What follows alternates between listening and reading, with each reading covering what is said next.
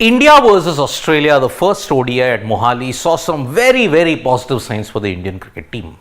Mohammed Shami was back in rhythm, taking 5 wickets and also going past Ajit Agarkar's tally of most wickets against Australia. India won against Australia for the first time in Mohali after 27 years. And following that win, India are the number 1 ranked team in ODIs and they are the number 1 ranked side across formats. Not since South Africa 2012 that a team has become number 1 across formats.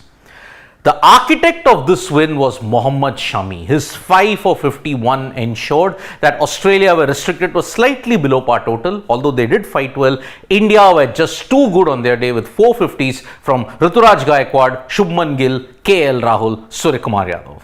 But all the attention was on Mohammed Shami because remember, we are all wondering whether India will play Mohammed Shami, Mohammed Siraj and Jasprit Bumrah. Because the number 8 position seems to be the biggest sticking point heading into the 2023 World Cup. 2019 it was number 4, 2023 it's number 8. Workload management, rotation, all that has been the main talking points ahead of the build-up to the World Cup. But Mohammed Shami, remember, he is coming back. He came back in the Asia Cup after taking a break after the IPL, after the World Test Championship final. He played the World Test Championship final, did not play at all against the West Indies, did not feature in the Ireland series, came for the Asia Cup and he's playing in this first ODI against Australia. Now on workload management and rotation, Mohammed Shami had something very, very important to say. He actually stumped a reporter when he asked this question. What you are wanting to know from me is beyond comprehension. He had a wry smile. He said that maybe Mohammed Shami would want to say something very negative about the workload management and the rotation policy that's currently on. But Shami was very, very clear when he stated on rotation.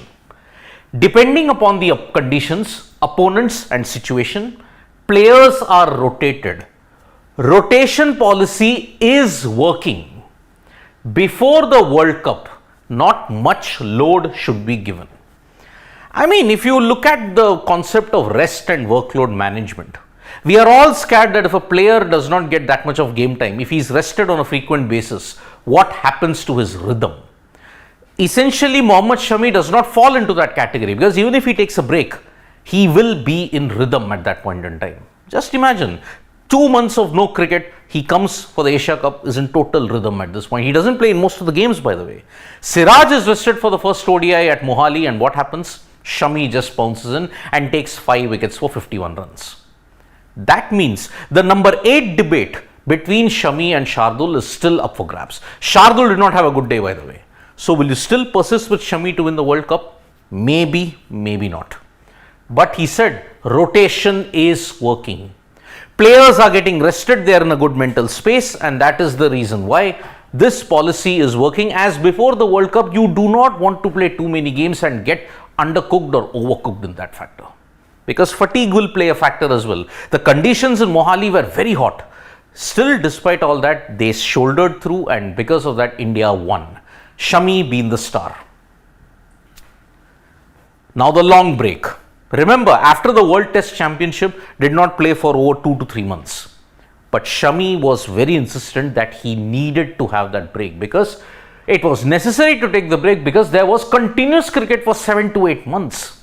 When I head home, I get more practice as compared to when I'm with the team. That was the one fact that he revealed upon. He said that when I go home, there is a system set up in place wherein I automatically get back into rhythm.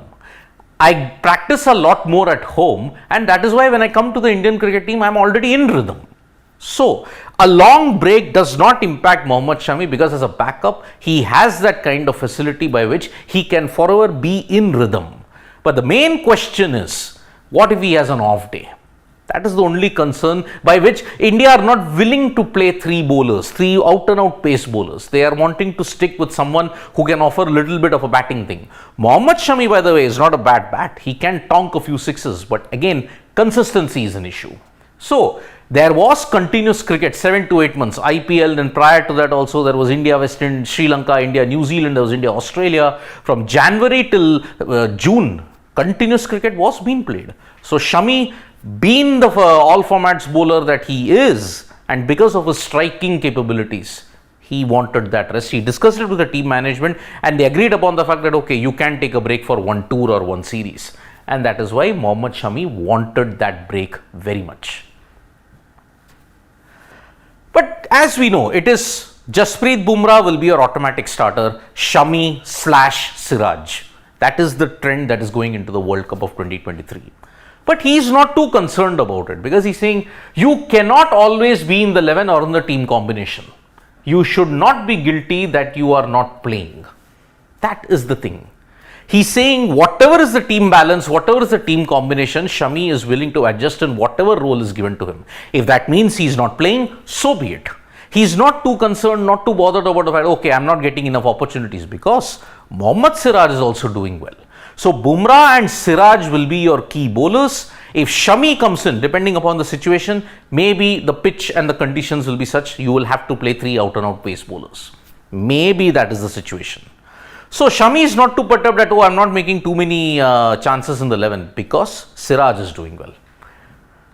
Everything is clicking into place for India at the right time. The injury issues seem to be a thing of the past. Now we need 1 or 2 good knocks from Shreyas Iyer. Shami needs to be consistent. Shardul Thakur needs to step up with the bat. And that is the reason why there are still 1 or 2 unanswered questions out of a fair majority which have been answered. Shami's form, once again, just like Suryakumar Yadav's form, he came back with a 50 and now there is a bit of a relief that the number 4 situation might not be such an issue. But the number 8 issue might still be that thorn that is constantly pricking the Indian team. Will we get an answer after Rajkot? That remains to be seen. So tomorrow it is India versus Australia at Indore. Maybe India will go with the same team, what they played. Maybe there will be no further changes. Third match at Rajkot, that's where you'll see the changes and you'll see the full core of the Indian team play in that game. Thank you so much, folks, for joining us for this live. We'll be back with more updates on sports today. Tap that bell icon so you know when we go live, and don't forget we're on Facebook, Twitter and Instagram as well. Bye-bye.